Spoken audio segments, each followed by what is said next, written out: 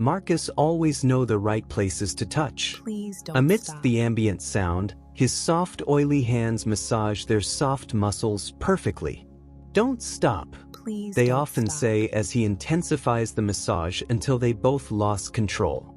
Marcus Spa is a must-visit place for Please all don't the young stop. ladies in the neighborhood, both married and unmarried. Most customers thought that they lost control while the poor masseuse was doing his job. Little did they know that it was Marcus' trick of seduction. He massages so smoothly until it leads to happy ending. This continues until karma came knocking on Marcus's door. Let's delve into the story proper. But before then, do well to like, subscribe and turn on notification so you won't miss our next video.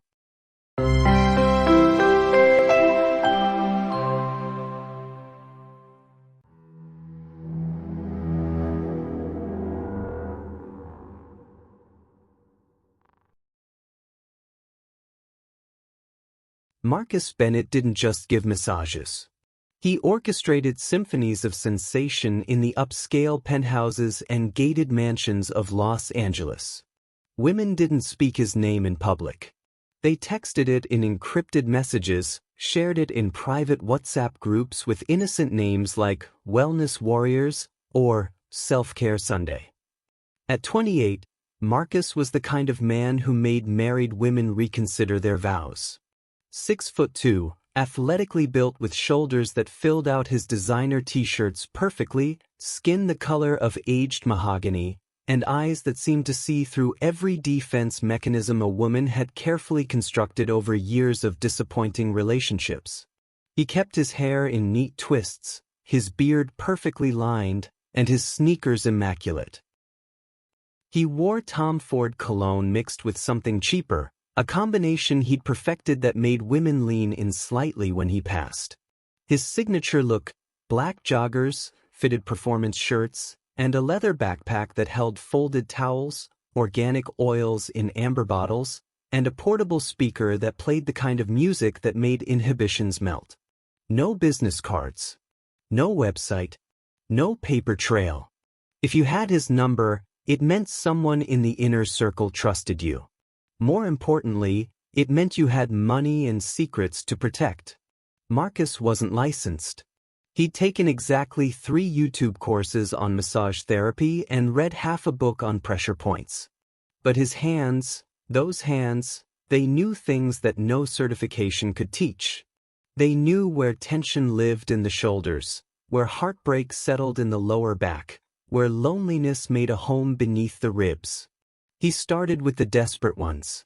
Recent divorcees still raw from betrayal. High-powered executives drowning in stress. Trophy wives whose husbands treated them like furniture. Women who swore on their children's lives that they'd never cross that line. But Marcus had patience.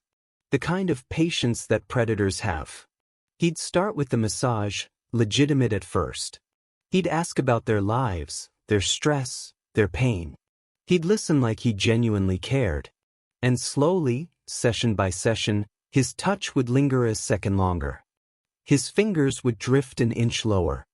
His breath would fall closer to their ear. And he always knew the exact moment.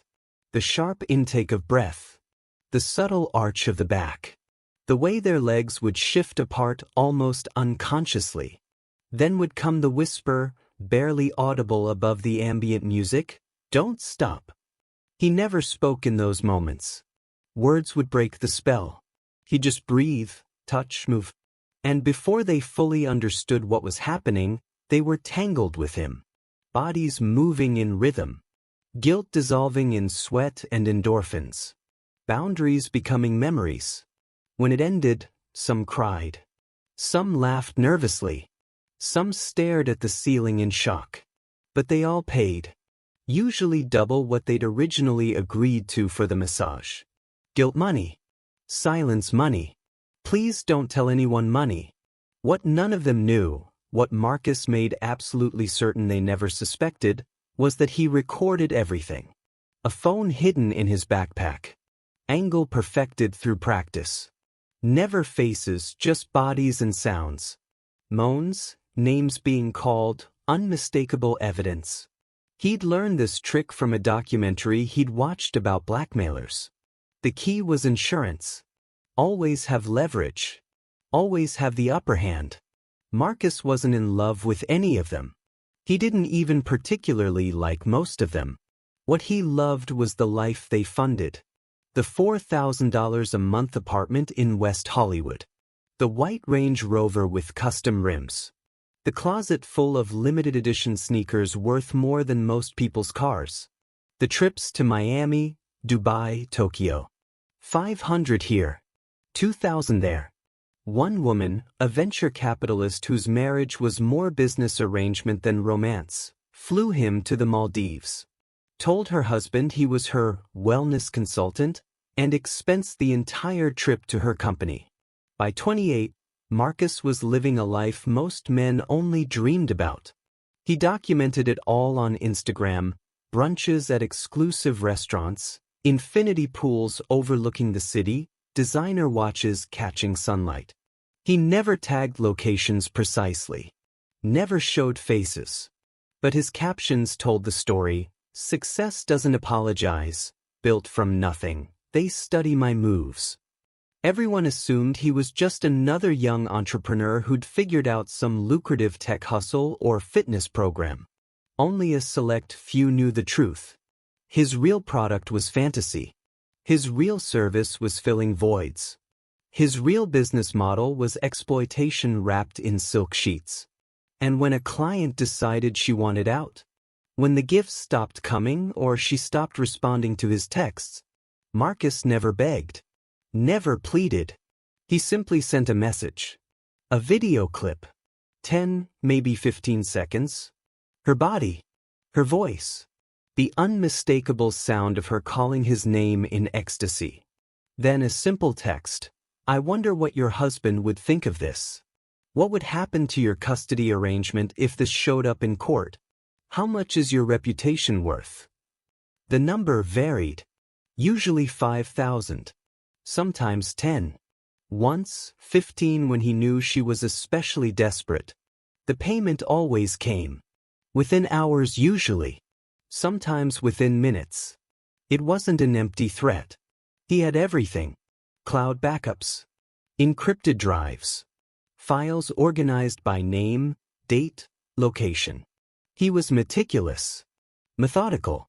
He'd even cross-referenced their social media, taken screenshots of their families, their jobs, their charitable organizations. Maximum leverage. Maximum pressure. The fear was instant and absolute. They'd respond with shaking hands, begging him to delete everything. Promising they'd pay anything. And Marcus would play it cool. Professional even. This is just business, he'd text back. You got what you needed. Now I need what I need. Simple. And it worked. Every single time. Marcus felt nothing in those moments. No guilt. No shame. No empathy. He justified it all in his head. They made the choice, they knew they were married, they wanted it as much as he did. In his mind, he was just capitalizing on an opportunity. Being smart. Being a businessman. He never bragged about the blackmail. That was his rule. The massage services? He let people guess about those. But the extortion? That stayed silent. No flexing. No slipping in conversation after too many drinks. That was how you stayed out of prison. And life was good. Really good. Until the day he got a text that would change everything. The message came on a Tuesday afternoon while he was at the gym. Hi Marcus. Got your number from Jessica. I need a private session. Very discreet. Home visit preferred.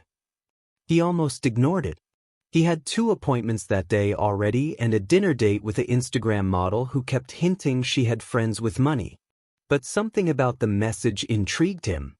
Name, he texted back while doing cable flies. Victoria. Location. Brentwood. I'll send the address if you're available tomorrow evening. 7 o'clock. I pay well for discretion. Brentwood. That meant serious money. Old money possibly. The kind that didn't show off on social media but had Picassos hanging in hallways. $800 for the session, he texted. Testing the waters. That's fine. I'll also cover your gas and time. Let's say $1,200 total. Marcus smiled. This was going to be easy. The house was exactly what Marcus expected. A modern mansion tucked behind gates and mature trees, the kind of property that didn't need to announce its value. The driveway alone was worth more than most people's homes. Sleek architecture, floor-to-ceiling windows, landscaping that looked like it required a full-time staff. He parked his Range Rover next to a Tesla and a vintage Mercedes. 3 cars. Probably more in the garage. This woman had money. Real money. When the door opened, Marcus had to stop himself from reacting visibly. Victoria stood in the doorway barefoot, wearing cream-colored silk pants and a matching top that suggested everything while revealing nothing. She was in her early 40s, he guessed, with that ageless quality wealthy women achieve through personal trainers, dermatologists, and probably a subtle surgical procedure or two. Her hair fell in dark waves past her shoulders. Her skin glowed. Her eyes were the color of amber, and they looked at him with an intensity that made even Marcus slightly uncomfortable. Marcus. Her voice was low, controlled. The voice of someone used to being listened to. That's me. Victoria? Come in. She stepped aside, and he entered a foyer that belonged in an architecture magazine. Original art on the walls. Fresh flowers in expensive vases. The scent of sandalwood and something else, something darker, hung in the air. Beautiful home, he said, following her through a living room that looked like it had never been lived in. Thank you. My husband and I just renovated. He's away on business. Tokyo. He's always away on business. There was something in her voice. Not sadness exactly. Something colder. Resentment maybe. She led him to a private room on the second floor. It was clearly designed for exactly this purpose: massage therapy, yoga, meditation. The floors were heated bamboo. There was a professional massage table already set up. Soft lighting. Even a small fountain in the corner. This is perfect, Marcus said, setting down his backpack.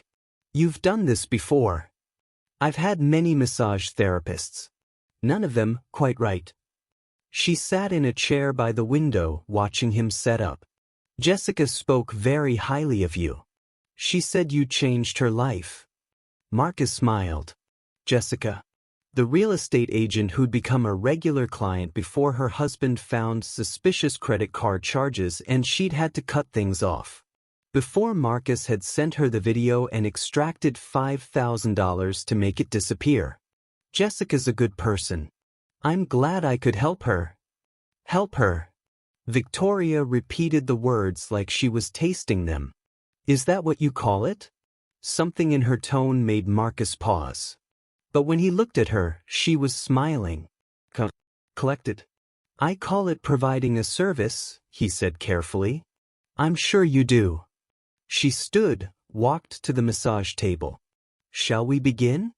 Victoria lay on her stomach, her face visible through the face rest of the massage table. Marcus had warmed the oil, a blend of lavender and eucalyptus he'd bought from Whole Foods.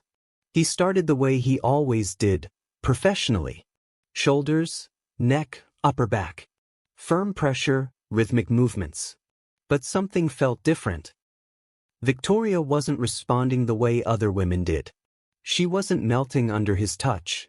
She wasn't sighing or making small sounds of relief. She was completely silent, her body relaxed but not yielding. Pressure okay? He asked. It's fine. Her voice was flat. He worked lower, trying to find the rhythm, the connection. Usually by now, he'd have sensed an opening. A moment to shift from therapeutic to suggestive.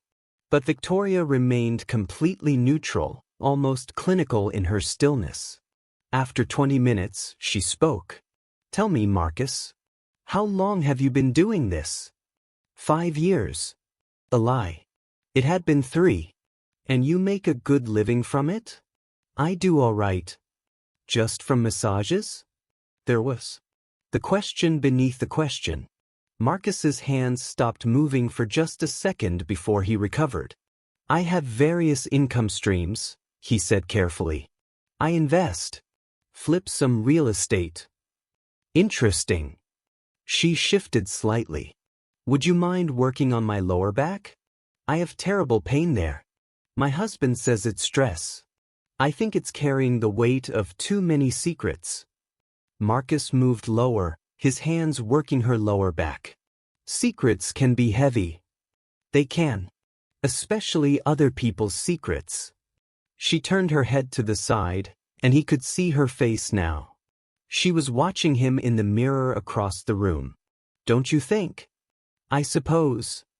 Jessica had a lot of secrets. Did she share any with you? I don't talk about my clients. How professional. Victoria's voice had an edge now. Even when those clients pay you thousands of dollars to delete videos you took of them without their consent? Marcus's hands froze. His heart hammered. I don't know what you're talking about. Victoria sat up smoothly, gracefully, like a cat. She wrapped herself in a robe that had been hanging nearby and looked at Marcus with eyes that were no longer warm. They were cold, calculating, dangerous. Don't you? She walked to a side table and picked up her phone. A few taps, and suddenly Marcus's own voice filled the room. A recording of a phone call. Him threatening Jessica. Demanding payment. Describing exactly what he'd send to her husband if she didn't comply. The blood drained from Marcus's face. You see, Victoria continued, walking in a slow circle around him, Jessica didn't just pay you and disappear. She called me. We're friends. Old friends. The kind who tell each other everything. And when she told me what you did to her, how you recorded her, manipulated her, blackmailed her, I became very interested in you, Marcus Bennett. She stopped in front of him. So I did some research. Made some calls. Talked to some other women. Turns out, you've been running this little operation for quite a while. At least 8 women that I found. Probably more. Marcus's mind raced. Look, I don't know what Jessica told you, but she told me the truth. And I verified it. You're a predator, Marcus. A rapist who uses massage therapy as your hunting ground. And a blackmailer who's been terrorizing women for years. That's not they wanted. They wanted a massage. Not to be seduced. Not to be recorded. Not to be extorted. You created situations where they felt safe, then you manipulated them. That's predatory behavior. That's rape by deception in some jurisdictions. Marcus's hands were shaking now. What do you want? Victoria smiled, but it wasn't pleasant. I want you to understand something. You picked the wrong women to play with. You thought we were all helpless. All weak. All victims who just pay up and stay quiet. But some of us have resources. Some of us have power. And some of us are done being victimized by men like you. She walked back to the chair and sat down, crossing her legs. My husband isn't in Tokyo, Marcus. He's downstairs. Along with 2 of his associates. They've been listening to this entire conversation. They heard you come in. They've been waiting to hear if you'd confess, apologize, show any remorse. Marcus felt his legs weaken. Please, I can delete everything I can. Oh, you will delete everything. But not because you want to. Because you'll have no choice. You see, my husband is a federal prosecutor. His associates work in cybersecurity. They're already accessing your cloud accounts as we speak. Every video, every file, every piece of evidence you've collected will be gone within the hour. You can't. We can. And we are. But that's not your real problem, Marcus. She leaned forward. Your real problem is that you've committed multiple felonies. Illegal recording. Extortion. Sexual assault by fraud.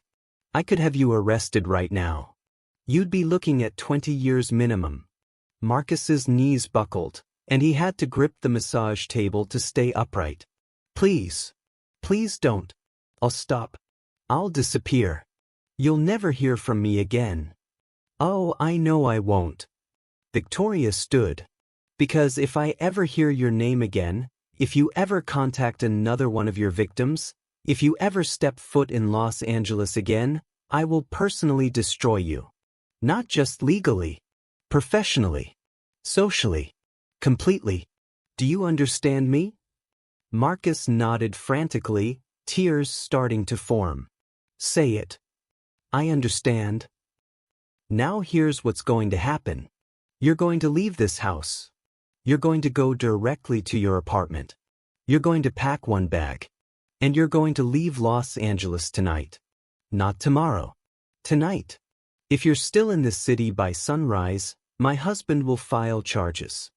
Are we clear? Yes. And Marcus? She walked closer, so close he could smell her perfume. If I hear that you've started this somewhere else, in any city, with any woman, I will find out. And I will finish what I should have done tonight. There are people in my circle, powerful people, who don't believe in second chances for men like you. I'm being merciful. Don't make me regret it. She walked to the door and opened it. 2 large men in suits stood in the hallway. They weren't threatening. They didn't need to be. Their presence said everything. Escort Mr. Bennett out, Victoria said. Make sure he understands the terms of his departure. Marcus drove through the streets of Los Angeles in a haze of panic and disbelief. His hands shook on the steering wheel. His breath came in short gasps. Everything he'd built, everything he'd worked for, was disintegrating.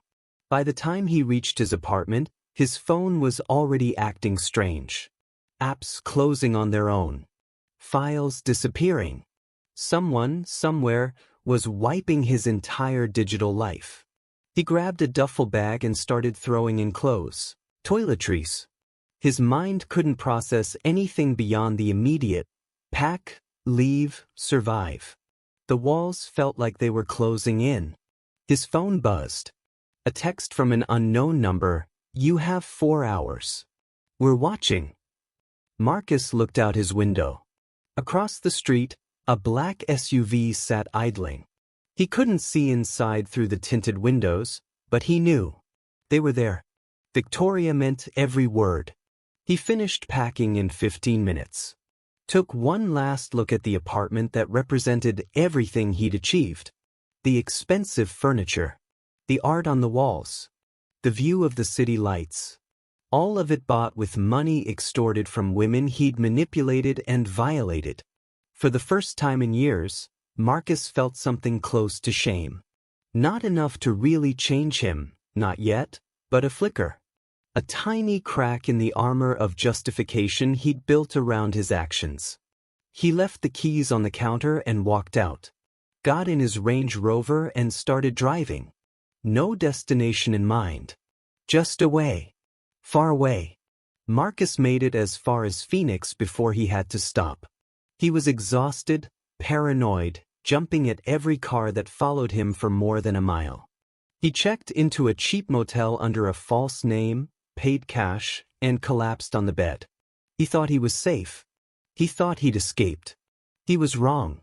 The next morning, when he stepped outside to get coffee, 3 men were waiting by his car.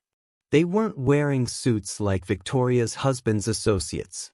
They were wearing jeans and work boots and expressions that promised pain.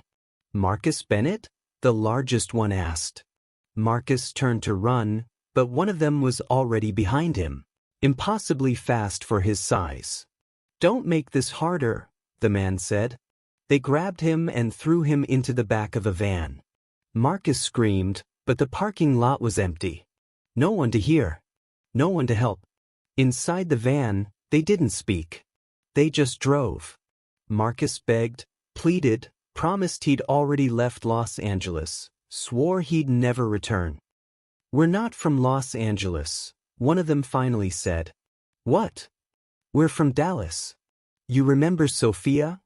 Marcus's blood turned to ice. Sophia. A client from 6 months ago. A surgeon's wife.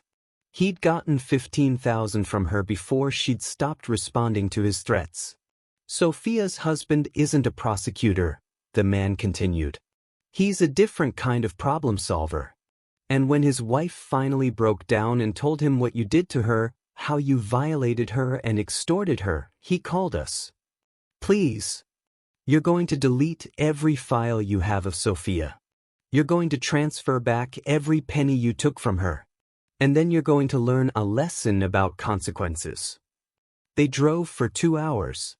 Marcus couldn't see where they were going. When the van finally stopped, they pulled him out into the desert.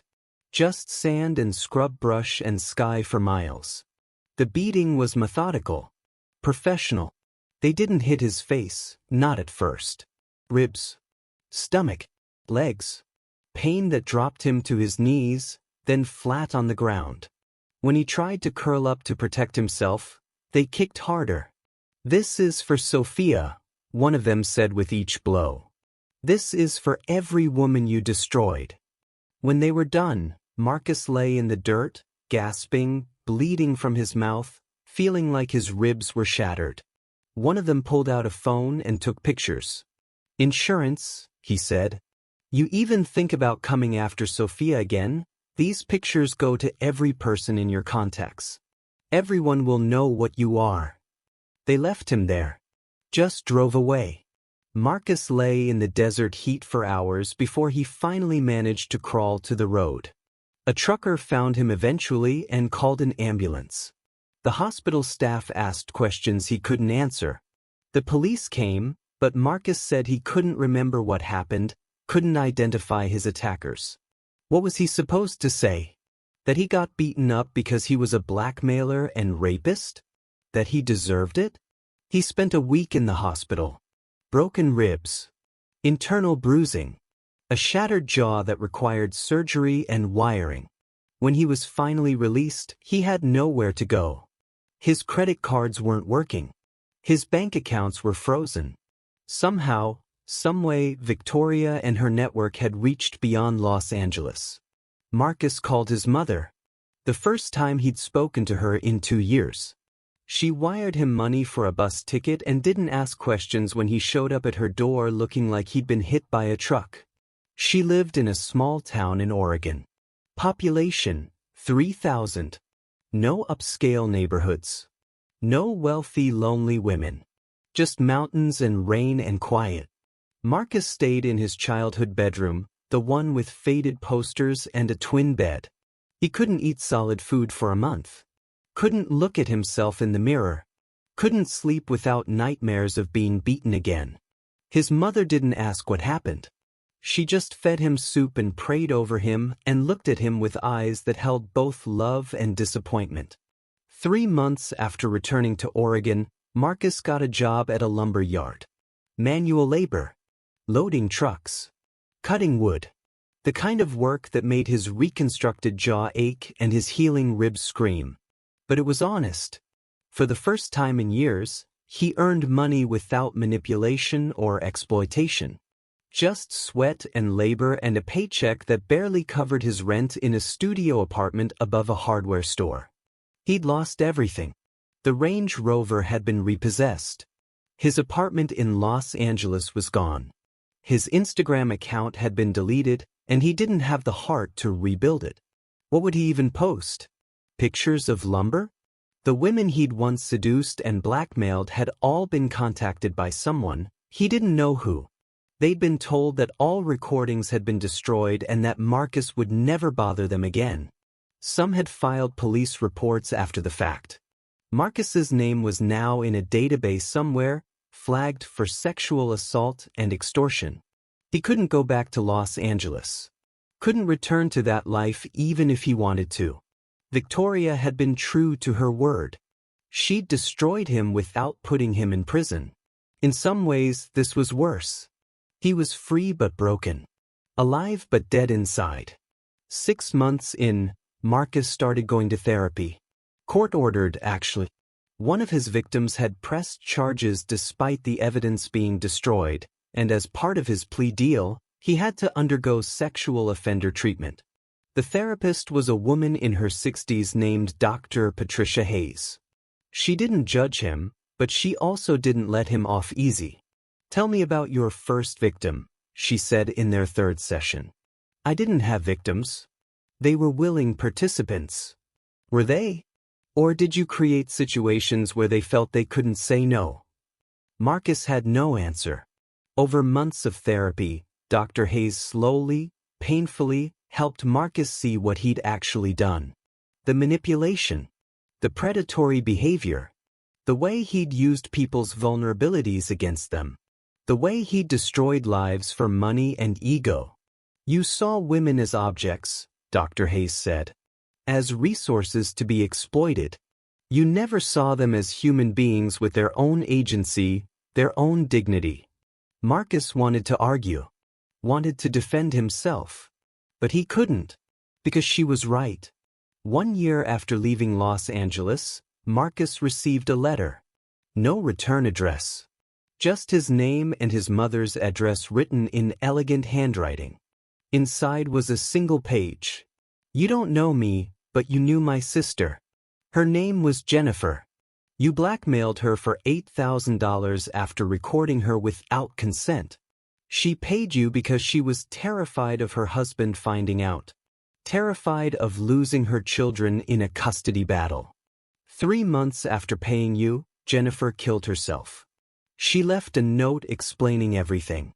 How she felt violated. How she felt trapped. How she couldn't live with the shame. I want you to know that you didn't just take money from these women. You took their dignity, their peace, their sense of safety. And in my sister's case, you took her life. I hope you've changed. I hope you've found some way to make amends. But I want you to remember, Jennifer. Remember that your actions had consequences beyond just money. Remember that you destroyed a mother, a sister, a person. Don't ever forget. Sarah." Marcus read the letter 3 times. Then he folded it carefully and put it in his wallet. He carried it with him every day after that. A reminder. A weight. A penance. He didn't remember Jennifer specifically. There had been so many. But now he'd never forget her. 2 years after leaving Los Angeles, Marcus was still in Oregon. Still working manual labor jobs, though he'd moved up to foreman at a construction company. He'd completed his therapy program. He'd paid back what he could to the women he'd extorted, though it would never be enough. Some had accepted the money. Others had told him to go to hell. He lived simply now. A small apartment. A used pickup truck. No designer clothes. No flexing on social media. No women, not in that way. He was terrified of intimacy now, terrified of crossing lines or hurting someone. He'd started volunteering at a local crisis center, helping with building repairs and maintenance. It was there he met Pastor David, an older black man who ran a men's accountability group at his church. "You look like you're carrying something heavy," Pastor David said one day while they were fixing a leaking roof. "I am," Marcus admitted. "Want to talk about it?" And for the first time, Marcus told his whole story. Not the version where he was the victim of circumstances. The real version, where he was the predator, the manipulator, the man who destroyed lives for profit. Pastor David listened without interruption. When Marcus finished, ashamed and tearful, the pastor was quiet for a long moment. "You can't undo what you did," he finally said. "You can't bring back the peace you stole from those women. But you can make sure you never do it again. You can spend the rest of your life being the man you should have been. That's not redemption, exactly. But it's something." Marcus joined the men's accountability group. Every week, he sat in a circle with other men who'd done terrible things. Addicts. Abusers. Criminals. They didn't make excuses for each other. They held each other accountable. They challenged each other to be better. It was brutal. Honest. Necessary. Marcus learned something in those meetings. Change doesn't happen because you want it to. It happens because you do the work, day after day, even when you don't feel like it. Especially when you don't feel like it. 3 years after leaving Los Angeles, Marcus was at a grocery store when he saw her. One of his victims. Her name was Rachel. He remembered her because she'd been one of the last ones before Victoria. She was in the produce section, examining avocados, and when she turned, their eyes met. Recognition flashed across her face. Then fear. Marcus's first instinct was to run. To hide. But instead he stood there, frozen. Rachel's hand went to her purse, probably looking for pepper spray or a phone. Her body tensed, ready to scream or flee. "I'm not going to hurt you," Marcus said quietly, holding up his hands. "I just want to say, I'm sorry. For everything I did to you. You deserved better. You deserved to feel safe, and I violated that. I'm sorry." Rachel stared at him. Her eyes were hard, guarded. "Sorry doesn't fix what you did." I know it doesn't. I just wanted you to know that I see it now. What I really was. What I did. And I'm trying to be different." "Good for you," Rachel said, her voice dripping with sarcasm. "You want a medal for not being a rapist anymore?" Marcus flinched. "No, I wanted you to know I'm sorry.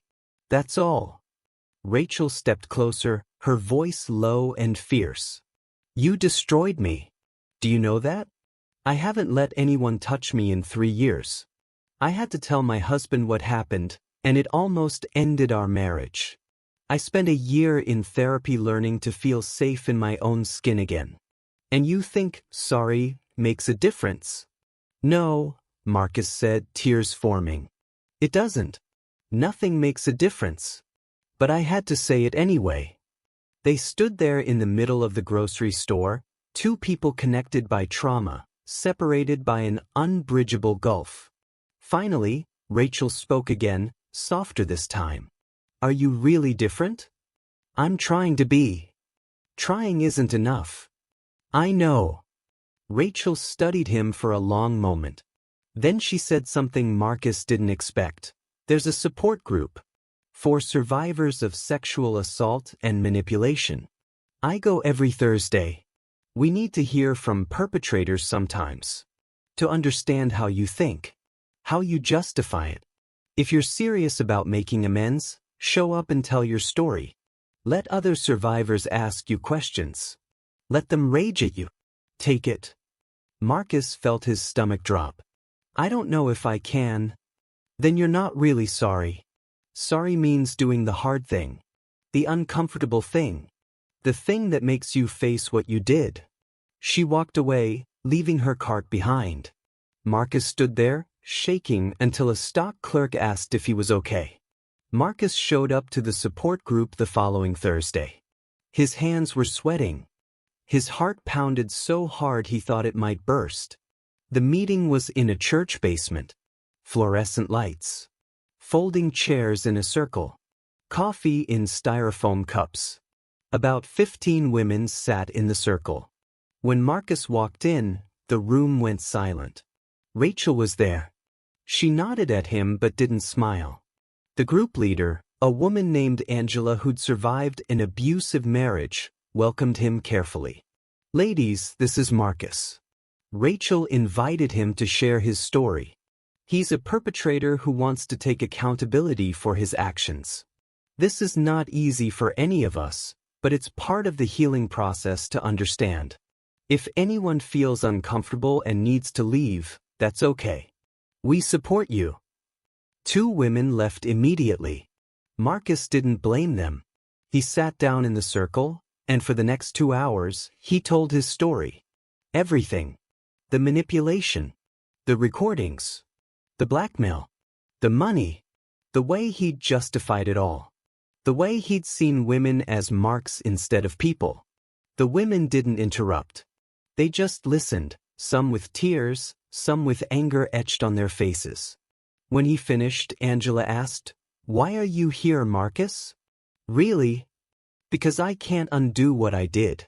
But maybe by telling you the truth, by letting you see how predators think, maybe I can help someone recognize the warning signs. Maybe I can help someone not become a victim. A woman named Linda, who'd survived date rape, spoke up. What would you want women to know about men like you? Marcus thought carefully. That we're not who we pretend to be. We study you. We look for vulnerabilities. We make you feel special, seen, understood. But it's all calculated. We're hunting. And the moment you feel safe with us, that's when we strike. Another woman, Jasmine, asked, "Do you think you're better now?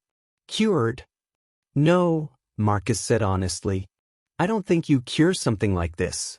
You manage it. Every day, I have to choose not to be that person. Some days it's easy. Some days it's hard. But I make the choice." Rachel finally spoke. "What do you want from us?" "Nothing," Marcus said. "I don't want forgiveness. I don't deserve it. I just want to be honest. Maybe that helps someone. Maybe it doesn't. But it's all I can offer." The meeting ended in heavy silence. As people filed out, a few women approached Marcus. Not to thank him, but to tell him their stories. To make sure he understood the full weight of what men like him had done to them. Marcus listened to every word. He didn't defend himself. Didn't explain. Just listened and absorbed the pain he'd helped create in the world. When everyone had left except Rachel and Angela, Rachel said, "You can come back next week if you want. But only if you're serious. We don't need tourists in our trauma." "I'm serious," Marcus said. And he was. 4 years after leaving Los Angeles, Marcus sat at his small kitchen table and wrote a letter. Not to any specific woman, but to all of them. To the ones he remembered and the ones he'd forgotten. To the ones still suffering and the ones who'd somehow found peace. He wrote, "To the women I harmed. I could fill 100 pages with apologies and it wouldn't be enough. Words are cheap, especially mine. I spent years using words to manipulate, to seduce, to control. So I won't waste your time with elaborate explanations. I was a predator. I saw you as objects to be used for my pleasure and profit. I violated your trust, your bodies, your sense of safety. I recorded you without consent. I blackmailed you. I destroyed parts of you that may never fully heal. I did these things because I was broken inside. Because I valued money and ego over human dignity. Because I convinced myself that what you didn't know wouldn't hurt you, and that what you did know you had coming. I was wrong about everything. There is no excuse for what I did. No childhood trauma, no societal pressure, no momentary lapse in judgment. I made deliberate choices, over and over, to hurt people for personal gain. I'm writing this not because I think it will make you feel better. I'm writing it because I need you to know that I see it now. I understand what I was. And I'm spending every day for the rest of my life trying to be different. I don't ask for your forgiveness. I don't deserve it. I just ask that if you see the warning signs in other men, the charm that feels too perfect, the touch that lingers too long, the requests that push boundaries little by little, trust your instincts. Tell someone. Don't let anyone make you feel crazy for protecting yourself. You deserved better than me. You deserved respect, safety, dignity. I stole those things from you. I can't give them back. But I can make sure I never take them from anyone again. I'm sorry will never be enough. But I'm sorry anyway." He folded the letter and put it in an envelope. He didn't mail it to anyone. He just kept it in his desk drawer as a reminder of what he'd been and what he was trying not to be. 5 years after leaving Los Angeles, Marcus was working a construction job in a new development when a luxury sedan pulled up to the site. A woman in designer sunglasses and a tailored suit stepped out. It took Marcus a moment to recognize her. Victoria. His blood ran cold. He looked around for an escape route, but she was already walking toward him with purpose. "Relax," she said when she reached him. "I'm not here to hurt you." "Then why are you here?" Marcus's voice was shaky. "To see if you're actually different, or if you just got better at hiding." She'd been tracking him. Not constantly, but periodic check-ins. Making sure he hadn't started up again in a new city. Making sure her mercy hadn't been wasted. "I'm different," Marcus said. "I'm trying to be different." "I know. I've been watching. I know about the therapy, the accountability group, the support group for survivors." She paused. "I also know about Jennifer." Marcus's eyes filled with tears at the name. "I didn't know. I swear I didn't know she." "I know you didn't. But that's the thing about consequences, Marcus. They ripple out in ways we never see. You threw a stone into a pond and never watched the waves reach the shore. I think about her every day." "You should." Victoria pulled out her phone and showed him something. It was a news article about a massage therapist in Miami who'd been arrested for secretly recording clients and extorting them. "His name is Brian Cooper," Victoria said. "He's doing exactly what you used to do. Same playbook, same methods. And I think you should help us stop him." Marcus stared at her. "How?" "You know how these men think. You know the patterns, the tactics, the justifications. Work with the FBI. Help them understand the psychology. Help them build better cases. Help them protect women before they become victims." "Why would you want me to do that?" "Because you're uniquely qualified. And because if you're serious about making amends, this is how you do it. Not just by not being evil anymore, but by actively fighting against evil." Marcus was quiet for a long moment. Then he nodded. "Tell me what you need." For the next 2 years, Marcus worked with the FBI's Cybercrimes Division as a consultant. He helped them understand how predators like him operated. He identified patterns in online behavior. He explained how blackmailers groomed victims. He testified in court cases as an expert witness, explaining from the perpetrator's perspective how these crimes unfolded. It was brutal work. Every case reminded him of what he'd been. Every victim's statement echoed with his own crimes. But he did it anyway. He helped convict 14 men in those 2 years. Brian Cooper got 25 years. Others got less, but they all went away. And with each conviction, Marcus felt something strange. Not redemption, exactly. He'd never be redeemed. But purpose, maybe. A reason to keep breathing that wasn't just about himself. 7 years after leaving Los Angeles, Marcus was invited to speak at a conference on sexual exploitation and digital blackmail. He almost said no. The thought of standing in front of hundreds of people and admitting what he'd been terrified him. But Rachel, who'd become something like a friend over the years, convinced him. "They need to hear from you. Not the reformed you. The real you. The one who did terrible things and has to live with it." So Marcus stood on a stage in Seattle and told his story to a room full of law enforcement officers, victim advocates, therapists, and survivors. He didn't sugarcoat anything. Didn't make himself the hero of a redemption arc. He was honest about the darkness inside him, the way he'd justified evil, the way he still sometimes felt the pull of old patterns. "I'm not here to tell you that people like me can be fixed," he said. "I'm here to tell you that we can be stopped. That you shouldn't wait for us to change. That you should protect yourselves and each other with every tool available."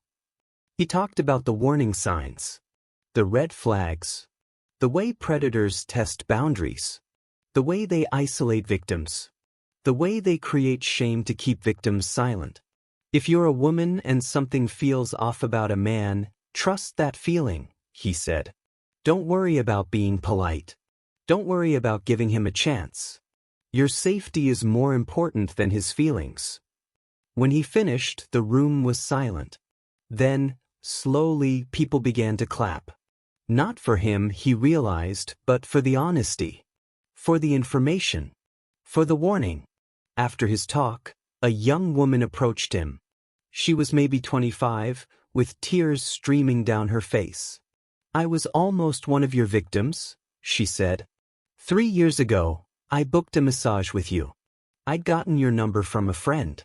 But the day before my appointment, I got scared. Something just felt wrong. So I canceled." Marcus felt his chest tighten. "I'm glad you listened to that feeling. I looked you up online afterward. Found nothing. No reviews, no business license, nothing. And that scared me more. So I never rebooked. And then a year later, I heard through the grapevine what you'd been doing. I've been angry at myself ever since for not reporting you. For not warning other women." "You have nothing to be angry about," Marcus said. "You protected yourself. That's what matters. But other women. What I did to other women is on me. Not you. Not any of the women who didn't report me. Just me. I'm the one who made those choices." They talked for a while longer, and when she left, she seemed lighter somehow. Like she'd been carrying guilt that wasn't hers to carry. 8 years after leaving Los Angeles, Marcus's mother got sick. Cancer. The aggressive kind that doesn't give you years, just months. He took time off from his construction job and his FBI consulting to care for her. He cooked her meals through a feeding tube. He helped her to the bathroom. He sat with her through the bad nights when the pain was too much and the morphine wasn't enough. One evening, as he was reading to her from her favorite book, she reached out and touched his hand. "You're a good son," she said, her voice weak. "I haven't been good, Mama. You know what I did. You were lost. Now you're found. That's what matters. I hurt people. I destroyed lives." She was quiet for a moment, then said, "When you were a little boy, you used to collect injured birds. Remember? You'd find them with broken wings and bring them home. You'd make little nests out of shoeboxes. Some of them died anyway. But you tried. You always tried to fix what was broken." "I became the thing that broke them," Marcus said, crying now. "And now you're trying to fix things again. Different things. Yourself. The damage you caused. It's not the same as healing a bird. It's harder. It'll take your whole life. But you're trying. That has to count for something." She died 3 days later. Marcus held her hand as she took her last breath. And in that moment, he realized something. He'd spent so many years running from who he'd been that he'd forgotten to consider who he might become. 9 years after leaving Los Angeles, Marcus received an email that changed everything. It was from Jennifer's sister, Sarah, the one who'd written him the letter years ago. The subject line read, "I need to talk to you." They met at a coffee shop in Portland. Sarah was in her late 30s, with kind eyes that looked tired. She sat across from Marcus, and for a long time, neither of them spoke.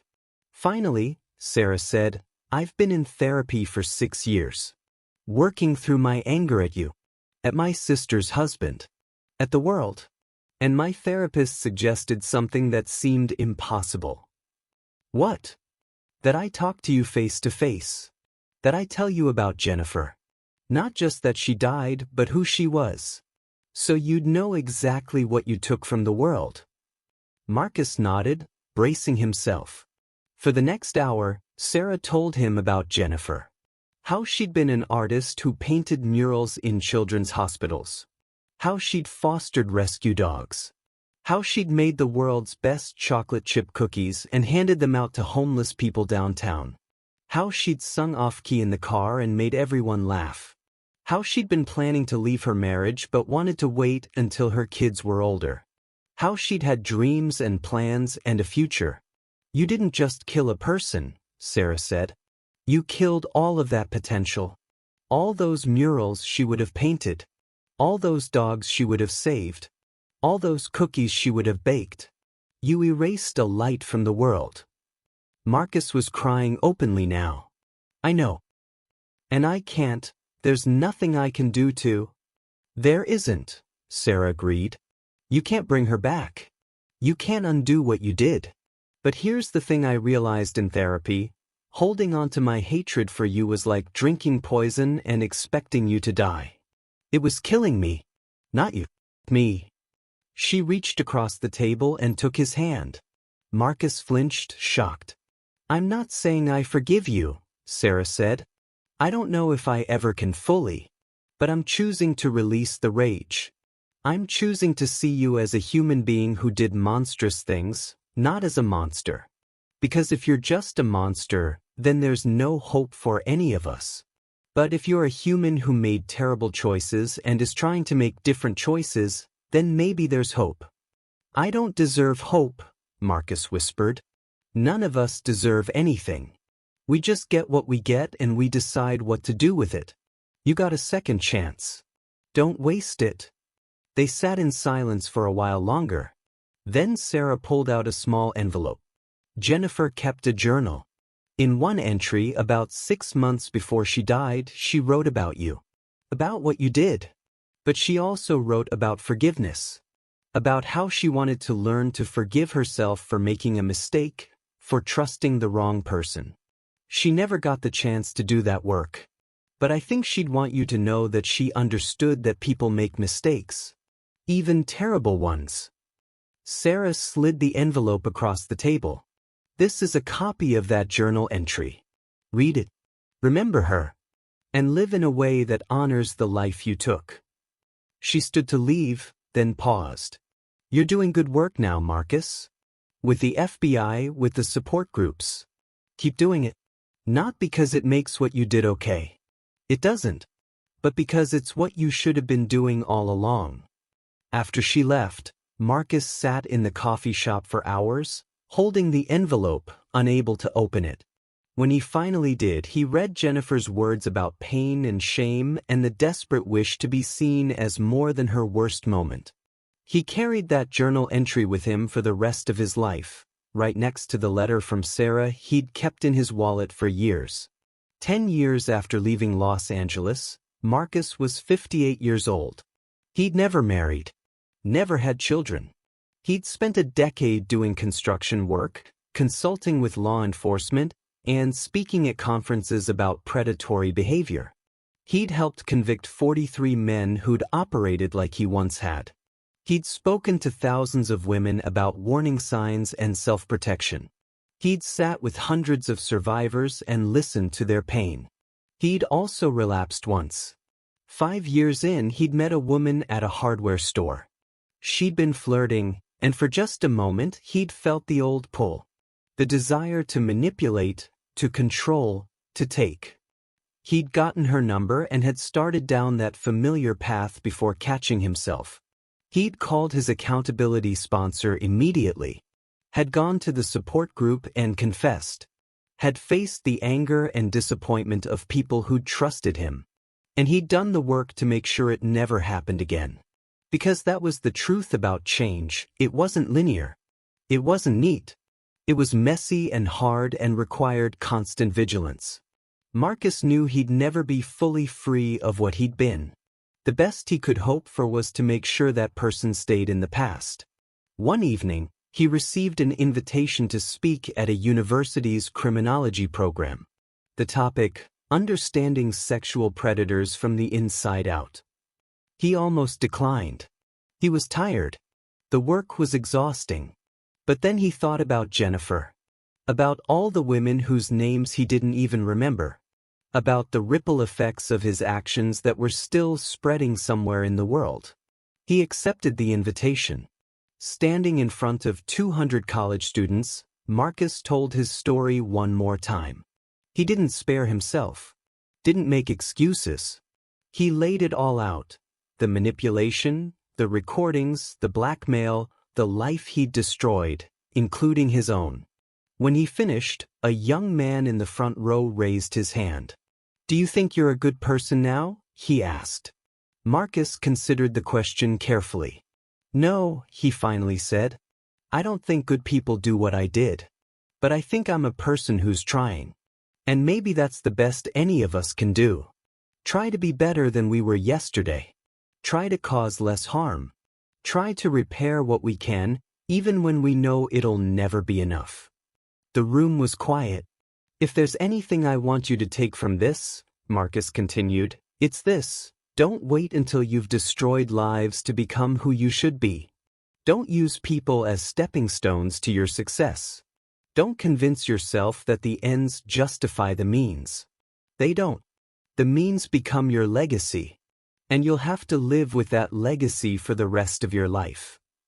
After his talk, the professor who'd invited him pulled him aside. That was powerful, she said. Difficult but powerful. Thank you for being so honest. It's the least I can do, Marcus said. Have you ever thought about writing a book? Your story could reach so many people. Marcus shook his head. I'm not trying to profit from my crimes. I'm just trying to make sure fewer people become victims. That's fair. But think about it. Not for profit. For impact. So that's the story of Marcus Bennett. A man who thought he was untouchable until he touched the wrong person. A man who built an empire on exploitation and watched it crumble in a single night. A man who's spending the rest of his life trying to make up for the unmendable. Here's what I want you to take from this story. First, for the women watching, trust your instincts. If something feels off about a person, a situation, a touch that lingers too long, trust that feeling. You don't owe anyone your comfort. You don't owe anyone access to your body. And if someone violates your trust, it's not your fault. Never your fault. Second, for the men watching, Marcus isn't an anomaly. He's not some rare monster from a horror story. He's a guy who made choices. Small choices at first, then bigger ones. And each choice took him further down a path until he couldn't see his way back. If you recognize anything of yourself in Marcus, if you've ever manipulated someone for sex or money or ego, stop. Get help. Change. Before you destroy someone's life. Before you become a cautionary tale. Third, for everyone, redemption is complicated. Marcus has spent 10 years trying to make amends, and it will never be enough. Nothing he does will bring Jennifer back. Nothing will erase the trauma he caused. But he's trying. And maybe that's all any of us can do when we've done wrong. Acknowledge it, take responsibility for it, and spend every day trying to be better. This story isn't meant to make you feel good. It's meant to make you think. About consent. About power. About the difference between seduction and manipulation. About the long-term consequences of short-term choices. If you or someone you know has been a victim of sexual assault, manipulation, or blackmail, please reach out for help. There are resources available. You don't have to carry that pain alone. And if you're someone who's been doing harm, whether you realized it or not, it's not too late to stop. It's not too late to change. But you have to want to. You have to do the work. And you have to accept that some things can't be fixed, only learned from. Marcus Bennett learned that lesson the hard way. He lost everything, including parts of himself he'll never get back. But he's still here, still trying, still fighting against the darkness he once embraced. The question is, what will you do with the power you have? Will you use it to hurt or to heal? To take or to give? To destroy or to build? The choice, as it always has been, is yours. Thanks for watching. If this story impacted you, please share it. Not because I want views, but because someone out there needs to hear it. Someone needs the warning. Someone needs the hope. Someone needs to know they're not alone. Take care of each other out there. And remember, your hands can create or destroy. Choose wisely. Until next time.